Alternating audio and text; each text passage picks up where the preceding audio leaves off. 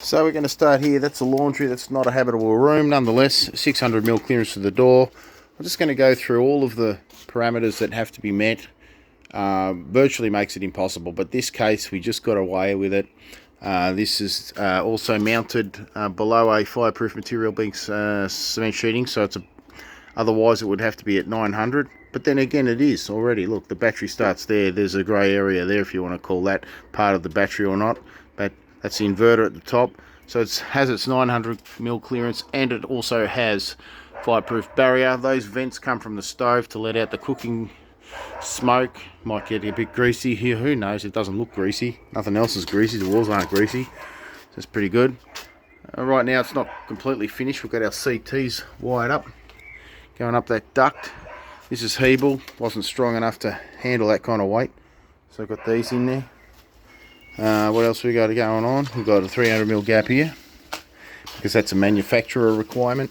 Also said, the manufacturer said don't put below 500mm to the ground. But this can actually fit 2 add-on batteries. I have to be quick. These are a run-out model, so they're pretty affordable at the moment. They're going to a 3.8 kilowatt. They're downgrading. They're upgrading the inverter from 3 kilowatts to 4 kilowatts and downgrading the battery from 5 kilowatt hours to 3.8. I don't know what they're doing. Anyway, so then there's clearance here, 600mm to this appliance, gas, instantaneous gas, hot water. Here we have this central circuit breaker box here. These are isolator switches for 1, 2 and 3, 1, 2 and 3 here. This circuit breaker here will be moved. This was pre-existing, that'll go there. Those CTs will go on each of the phases of this thing. There's 3 more CTs going over the top into the switchboard, actually in there. That there is a bathroom, again, non-habitable room. Some sinks and stuff in there if you can see it, I don't know. There we go. And there's another rule that says if you go within 300mm clearance out, even if it doesn't matter because it's a non-habitable room, but nonetheless I've gone more than 300mm out from the wall, which negates that 600mm clearance is what we're talking about over here. Again, grey area is that 900mm. That's over 900, it's like 1200mm, but that's 700mm. But then again, the battery starts here. 900mm clearance, doesn't matter, it's got a fireproof material on the roof anyway. So there's some clearances, both regulatory or manufacturer clearances. It says 300mm anyway here. The manufacturer says you want 300mm clearance, so they both coincide with each other. The Regs saying you've got to be 300mm from the wall if you're going to be close to some other window or something, and also it's a manufacturer requirement. Gee, it's virtually no other way to put these batteries. Impossible.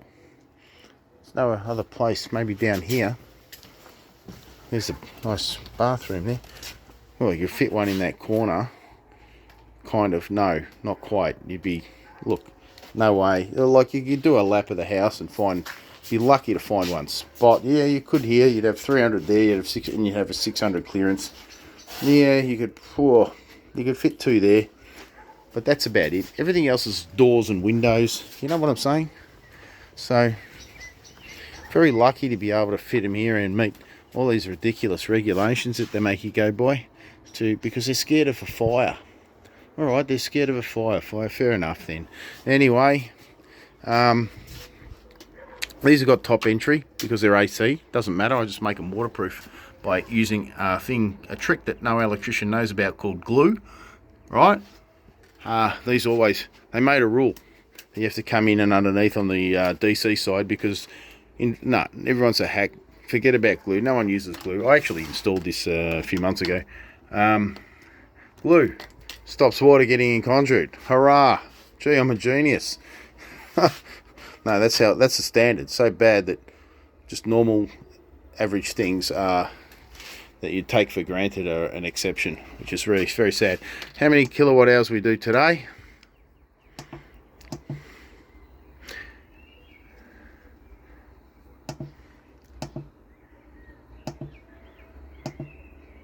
Here we go, 114. Yesterday, 133. That's a 20 kilowatt system in Sunraysia, as they call it here in northern Victoria. And pretty much you get days like this and they grow enormous oranges. And that's the end of the video.